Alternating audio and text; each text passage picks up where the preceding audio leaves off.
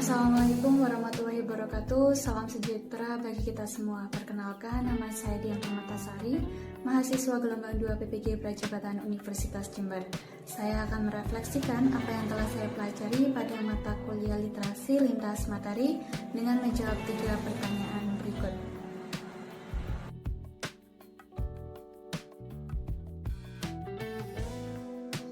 Pemahaman baru yang saya dapatkan setelah mempelajari konsep refleksivitas adalah tentang bagaimana cara menuangkan pengalaman pribadi dalam perjalanan mengembangkan kemampuan literasi, seperti membaca, menulis, memirsa, dan menginterpretasi dalam bentuk cerita naratif literasi. Naratif literasi adalah salah satu bentuk tulisan reflektif atau refleksi diri yang berkaitan tentang pengalaman pribadi. Naratif literasi adalah cerita perjalanan hidup seseorang untuk menjadi seorang literat.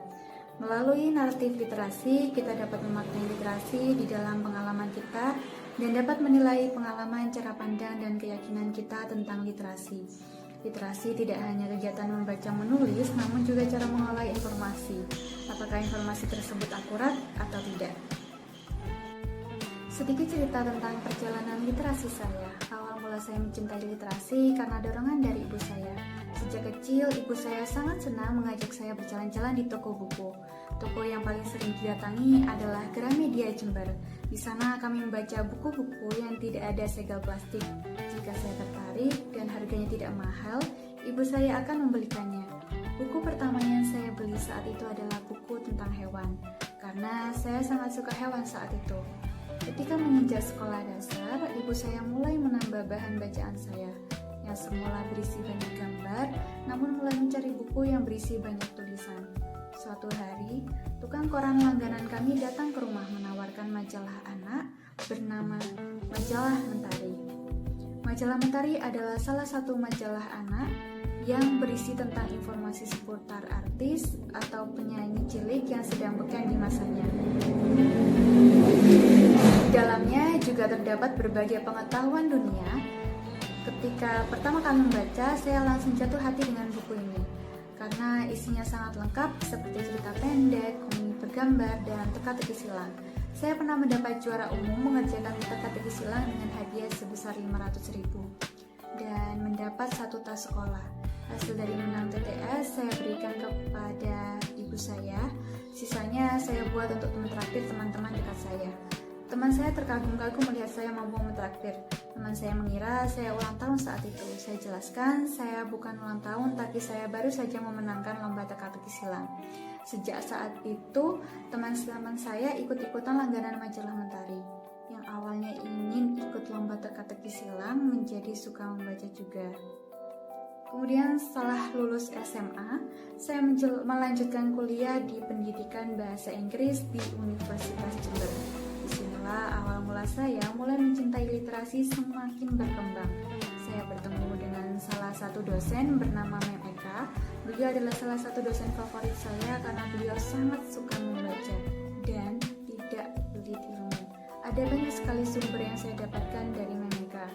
Setelah itu, dari suka membaca berlanjut menjadi suka menulis. Saya masih ingat, tulisan pertama saya adalah paper yang dipresentasikan pada Undergraduate Intervarsity Conference on English di Universitas Malang.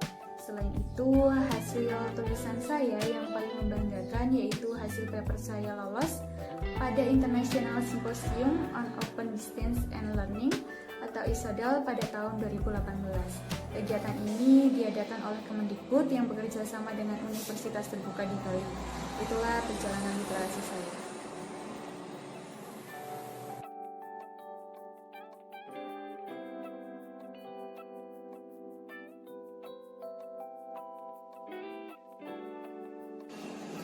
Setelah membuat naratif literasi, saya benar-benar yakin bahwa literasi sangat berpengaruh dan bermanfaat dalam kehidupan saya, utamanya sebagai calon guru.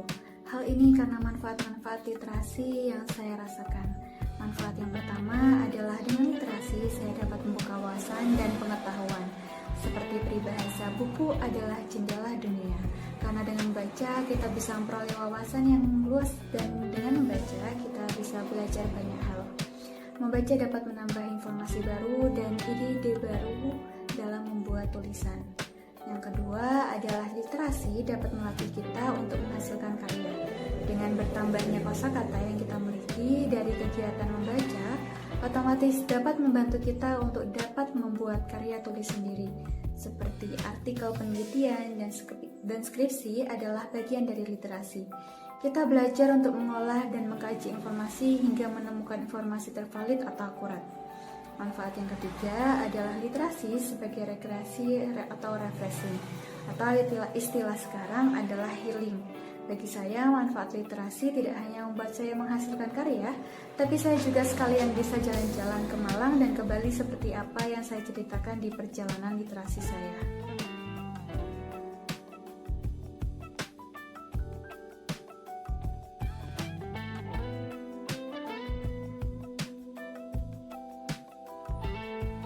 Saya ingin sedikit cerita pengalaman saya membangun literasi siswa dari lingkungan terdekat saya.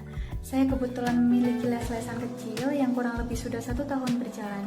Di sana terdapat semua level siswa dari SD, SMP, dan SMA di semua pelajaran. Saya sebagai pemilik juga mengajar di bagian mata pelajaran bahasa Inggris. Saya merancang buku atau modul untuk siswa. Sebagian besar konten di dalam modul yang saya buat berisikan teks pendek sederhana yang untuk didiskusikan bersama siswa.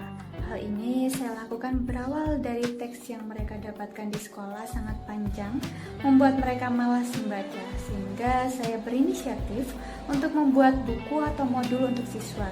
Untuk mendorong minat baca mereka, dampaknya siswa menjadi antusias ketika akan membahas bacaan baru di setiap pertemuan. Karena teks yang saya susun hanya kurang lebih 10 kalimat di setiap pertemuannya. Hal ini juga disambut baik oleh orang tua siswa.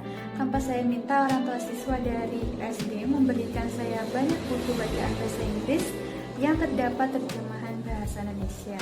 Hal ini mendorong saya akan membuat mini perpus atau pojok baca di tempat les saya untuk mendorong dan memfasilitasi minat baca siswa.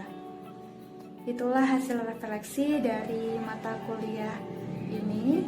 Semoga bermanfaat. Jika ada saran atau hal yang perlu diperbaiki, ide-ide baru bisa komen di bawah. Terima kasih.